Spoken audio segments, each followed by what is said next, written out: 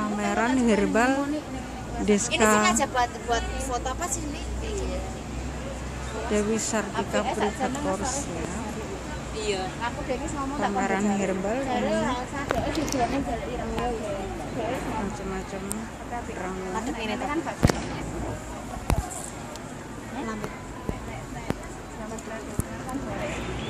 iya. Iki kan nano to permaisuri to. Mati. Masuk enggak hidup. Herbal permaisuri. Kalau ya enggak lah. Ini kita sedang meracik ya. Apa pindah posisi? Iya, soalnya Itu yang rame tuh. itu bagus banget untuk kulit. Selain membuat kulit kita ya itu bukan tampak awet muda, sebenarnya itu membuat kulit yang keriput itu enggak mudah keriput.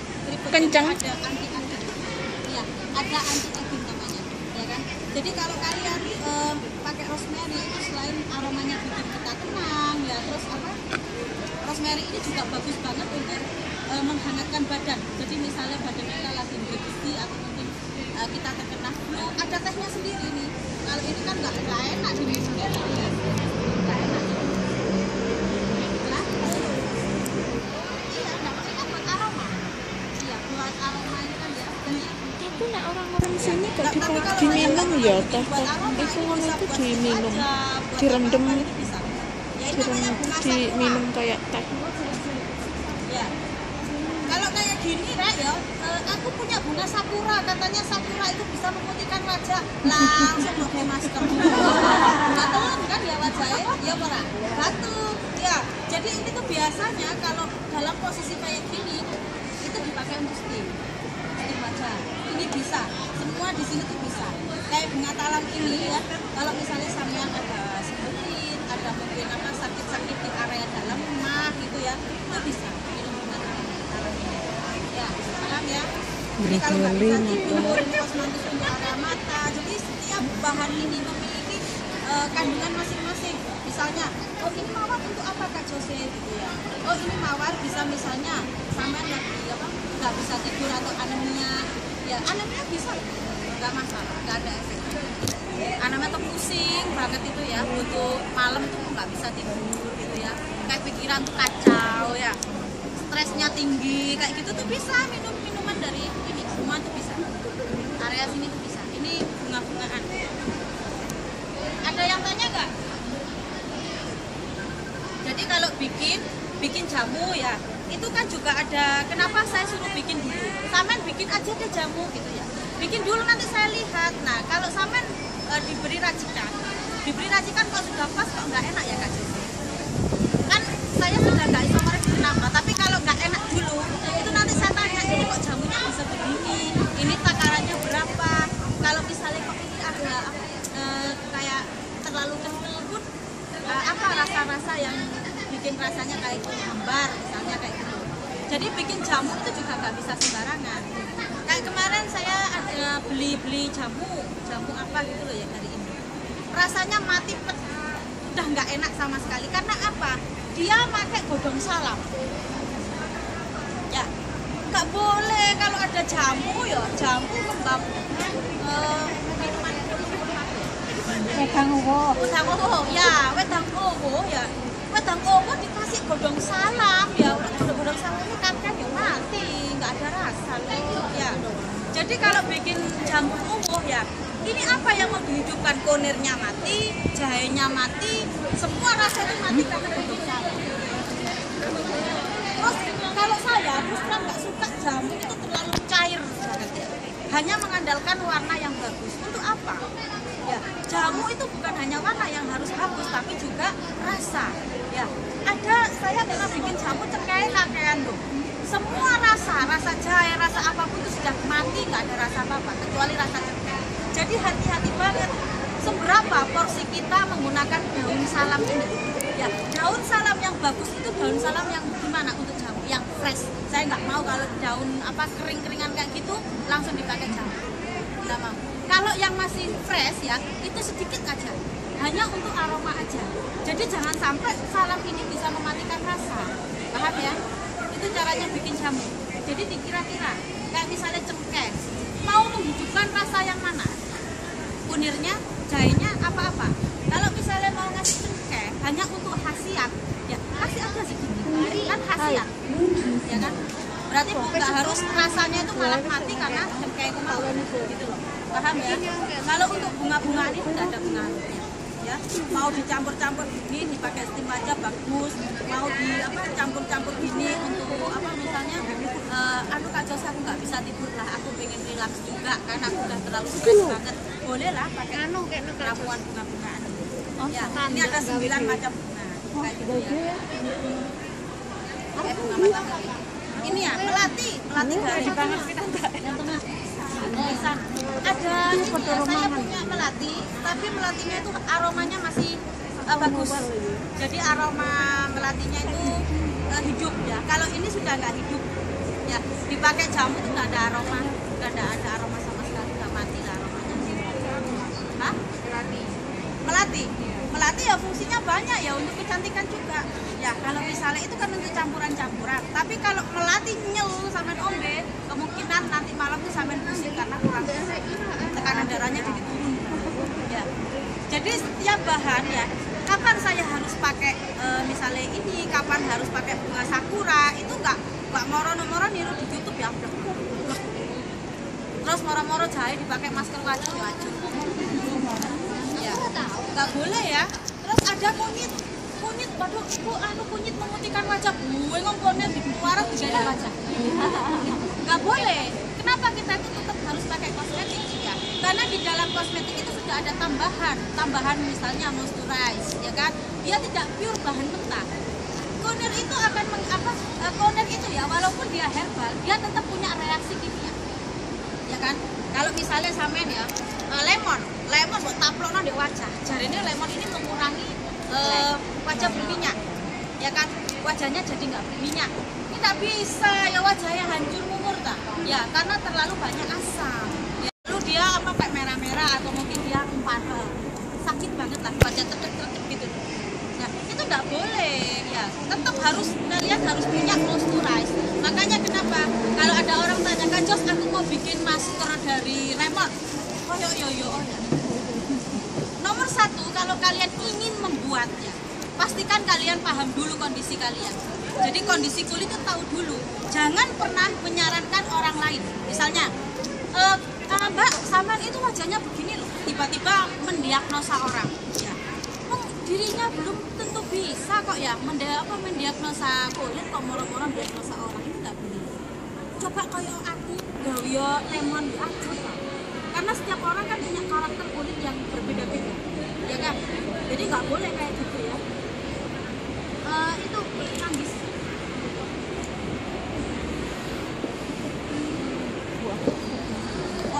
Lombok mana? Ini loh, martabak ini ya, calon sini ya.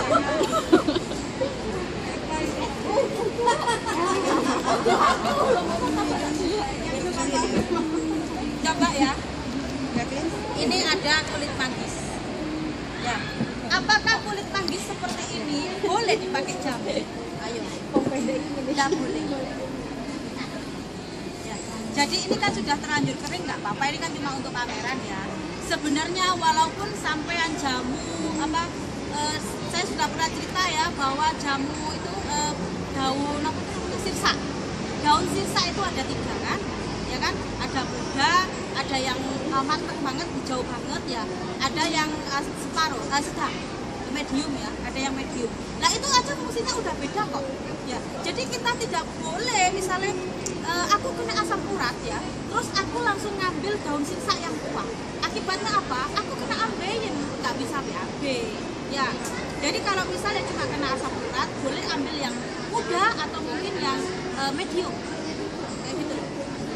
Ya direbus, misalnya ambil 7 lah untuk 1 kali porsi kan gitu, 7 helai. Itu pun tidak boleh ngambilnya siang kan sudah terkena matahari, itu sudah tidak mempan dipakai obat. Apapun jenis obat ya, kalau bisa ngambilnya itu adalah subuh. Itu teorinya orang zaman dulu, tetapi teori ini bisa ternyata memang valid. Validnya apa? Ketika kita tahu tentang proses fotosintesis, ya kayak gitu. Jadi kalau pagi itu dedaunan ini terkena embun, kaya akan oksigen. Jadi daun ini akan mengandung antioksidan. Jadi selain itu ya, selain antioksidannya tinggi, ya kan kadar hidrogennya juga tinggi banget, bagus banget untuk jamu, gitu loh. Dia belum ada proses fotosintesis, ya kan. Kalau sudah terkena matahari, sudah terurai oksigennya, jadi sudah tidak bermanfaat lagi, sudah nggak bagus. Sakit paru-paru, ya kan. Kalau sampean punya sakit paru-paru atau area tenggorokan, ya, tenggorokan sampai ke paru-paru. Ada orang terkena TBC, ya kan. Ada orang kena flek paru-parunya itu loh, karena terlalu banyak rokok atau mungkin terlalu sering minum atau apa itu ya. Tapi kalau orang-orang kayak gitu minum jamu begini terus besoknya minum lagi ya percuma. Gitu.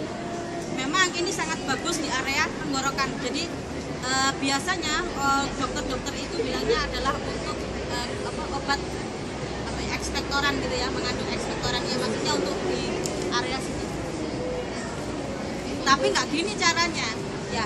Jadi yang bagus itu adalah di tengah-tengahnya. Nggak boleh kulitnya manggis kalau WP ya, malah digodok jadinya mati. Nggak boleh ya, luarnya ini nggak usah.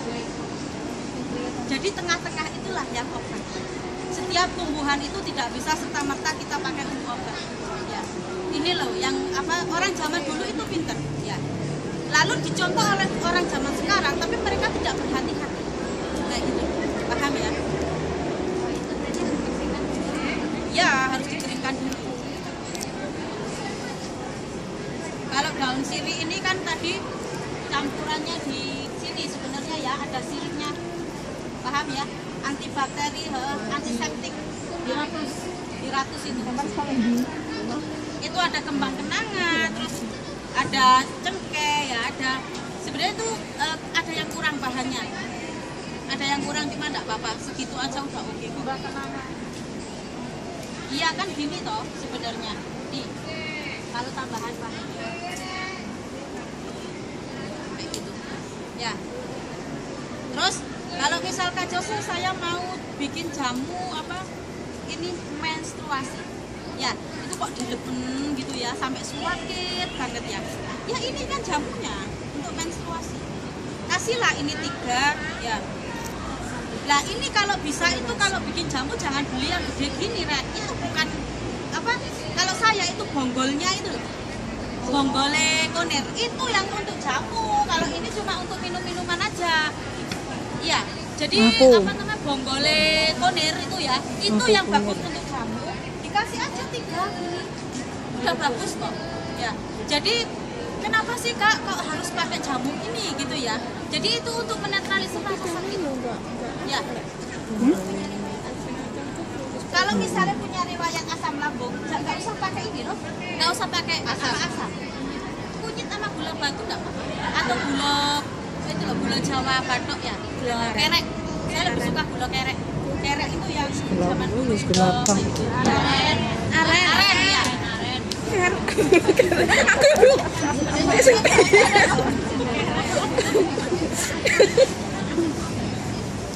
Asam muda bagus. Asam Jawa. Ya, boleh tanya. Itu kan saya ada teman ya, dia kalau menstruasi itu sampai pingsan. Nah, makanya dia punya riwayat asam lambung nggak? Kalau nggak ada, dia cuma jamu konir sama bonggole konir ya, bukan konir kayak gini tuh nggak bisa. Bonggole ya? Iya, bonggole itulah yang jamu. Parut terus direbus. Iya. Enggak, jadi kalau saya bikin jamu saya lebih suka diiris. Tidak perlu, ya karena gini, kalau misalnya konir ini terlalu banyak kita konsumsi, itu akan berpengaruh juga pada ginjal. Bukan ginjal. Endapannya itu tidak boleh. Ya. Jadi kalau jamu, aduh enak jamunya buket sama itu salah. Ya. Kalau orang Cina sendiri aja nggak suka ya buket. Orang Cina kan juga direbus-rebusan kayak gini. Nah, itu sebenarnya ada teorinya juga, gitu loh. Paham ya?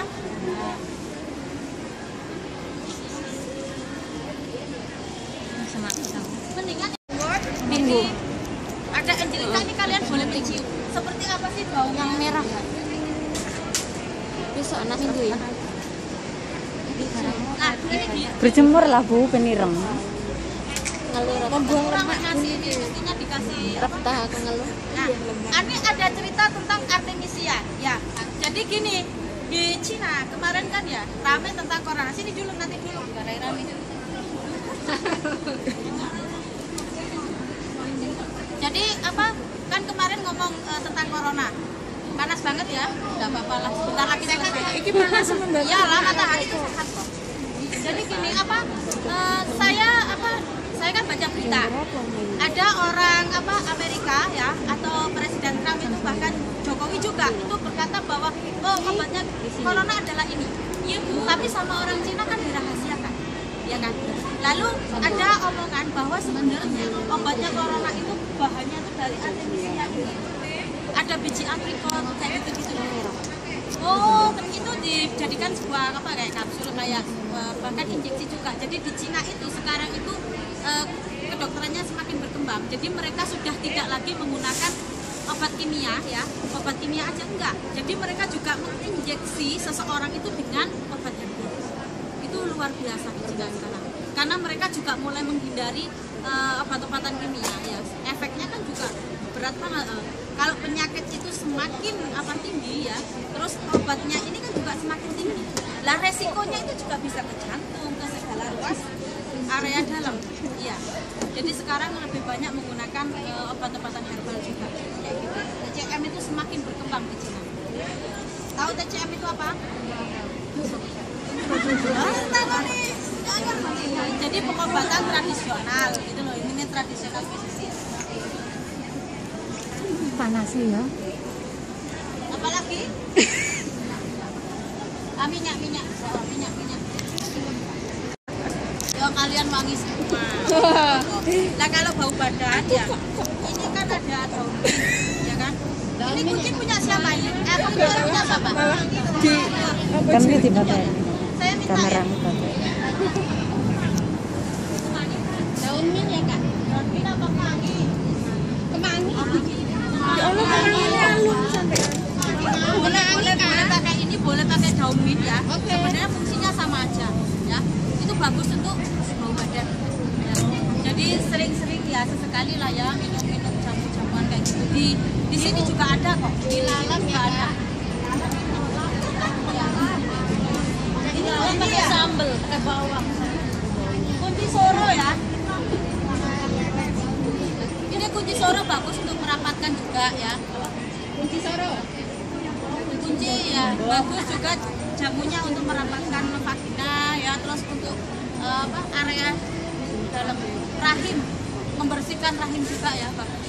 Tapi nggak boleh terlalu banyak. Kalau terlalu banyak nanti vagina itu kering. Paham ya? Kalau untuk keputihan apa, Kak? Untuk keputihan. Kenapa? Keputihan. Untuk keputihan. Untuk keputihan lebih bagus itu manjakani ya. Lebih cepat manjakani itu reaksinya nyata, maksudnya langsung kelihatan reaksi. Paham ya?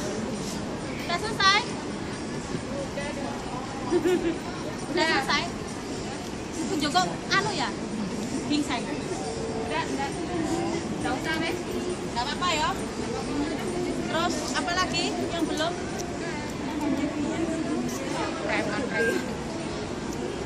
Kalau ini tehnya hanya tinggal ini yang mahal itu. Saya sudah nggak punya di rumah ternyata. Ya, harganya kan 1.500.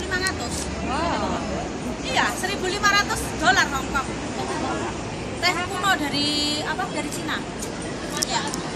Ini bagus untuk cuci darah, jadi bersih darah. Jadi misal kita apapun riwayat penyakit ya, mungkin kita itu ingin mendetoks tubuh kita, itu bagus banget. Ya memang reaksinya nyata. Jadi tehnya itu kayak yang tadi kemarin saya share, itu enak banget, bening banget. Beda dengan teh-teh kita, apalagi teh Sariwangi, teh Kocil, beda ya, beda jauh. Ya. Teh pucuk, Pak. Nah ini sekarang lagi dibudidaya di Cina. Jadi di Cina itu kalau di Indonesia ya, sampai kalau karangan ini wakil ya, karangan Tegal-Tegalan, lah kan apa-apa kok ya. Gak diisi ya wong Indonesia loh. Sajane Indonesia ini ya soge loh. Kenapa? Karena di Cina sekarang ya kalau pegunungan aja, pegunungan itu sekarang sudah mulai dibentuk perkebunan bunga. Jadi ada bunga matahari, ada bunga krisan, ada bunga lavenda. Lalu di situ juga dihuni oleh banyak tawon, ya, budidaya tawon. Jadi tawon ini akan mengambil sari dari bunga. Akhirnya apa? Madu dari Cina yang khusus dari area pegunungan itu memiliki nilai jual sangat tinggi di dunia. Ya, pinter kan ya? Iya. Pinter banget. Kalau di Indonesia, ono apa gunung ya, gunung-gunung lah. Pokoknya gunung ya, kayak melaku lah ya, kayak hiking ngono. Kalau di sana daripada ngono kan mendingan apa mengelola apa yang ada di itu ya, di lahan gitu. Lahan samping-samping itu loh ya, sampingnya padi itu sekarang digerakkan semua untuk penanaman bunga. Jadi memang apa ya, kayak gini rempah-rempah kayak gini kita kalah saing dengan Cina. Terus terang, Indonesia sendiri lebih memilih untuk impor dari Cina. Karena apa? Coba kualitasnya seperti itu loh. Ini baru rempah-rempah bunga. Kalau saya beli, nah kayak ini misalnya, coba pengelolaan mereka itu luar biasa. Ini diekspor ke seluruh dunia. Kayak Angelica ini adalah bahan utama ya untuk pembuatan kosmetik. Ini kayak gini nih loh. Ini ya kalau dipakai bedak ya, bedak itu di wajah itu jadi keset banget. Ini juga bahannya bedak loh. Bisa bedak baby. Ada yang pakai Angelica mahal banget harganya. Gitu loh. Ini segini tuh mahal. Ya. Tapi yang saya punya bukan kayak gini. Kalau untuk masak ya. Kalau untuk kosmetik itu beda. Jadi diambil yang paling bagus. Gitu loh. Jadi baru dari jauh itu sudah aromanya kelihatan. Bahkan satu kamar itu bisa aroma ini. Kalau ini tidak terlalu beraroma. Gitu loh. Kayak. Ini ada masker madu dari Thailand. Dari Thailand ya. Jadi selama ini banyak banget ya sampean itu tuku madu deh. Apa Park and Shop itu murah dituangkan di wajah. Nah ini kenyataan loh ya. Nah sebenarnya madu yang untuk masker itu beda ya, bukan sembarang madu, paham ya? Bukan sembarang madu ditempel nang wajah loh ya. Jadi madu ini loh yang untuk wajah, ini adalah masker, paham ya? Jenis Apis itu nama apa latinnya. Loh madunya tuh kayak gini loh. Beda ya, kalau gini tuh memang madu khusus untuk kecantikan itu sudah beda. Jangan semua madu waktu weplok nang wajah pokoknya galolor lah kak, sembarang lah ya. Ada gula itu ada sendiri, mana sih gula yang bagus untuk lolor ada sendiri ya. Jangan semua gula itu weplok teplok oh ya, waduh semut ini. Nah kalau ini sudah punya semua ya, punya zaitun. Nah ini aloe vera, ya. Ada orang kemarin minta aloe vera, ya Kak Jos saya habis pakai aloe vera di rambut, di wajah saya kasih semua lah Kak Jos mumpung ada. Nah tapi kan bahannya itu terlalu mentahan ya, maksudnya dari taman langsung dipakai. Wajahnya gatal-gatal ya iya lah. Kan direct ini loh. Lah beli Kak Jos saya juga beli yang $16 atau 18 itu ya. Itu wajah saya kok panas. Kan ada alkoholnya, ada parfumnya. Nah kalau ini loh asli. Ini adalah campuran moisturize ya, harganya juga beda. Ya, sedikit itu harganya 55, masih gini loh. Serumnya jadi dari ibarat ya namanya inti apa ya, masih pengelolaannya itu sudah beda ya, bukan seperti yang $16 sak gebok itu ya. Ya beda loh. Kalau ini namanya bener-bener moisturize dan lidah buaya. Ya, paham ya? Ya iya, kan ini ada campuran moisturize. Ya, jadi sudah ada pelembabnya, paham kan ya? Bukan orang diteploi aloe vera terus pokoknya masker alami Kak Josdo. Ini juga alami. Jangan salah, yang dimaksud natural itu bukan berarti bahan teko tanam orang buat teplokno itu salah. Ya, bahannya itu dari kandungannya itu dari herbal. Lah, walaupun ada campuran moisturize namanya tetap herbal, paham ya?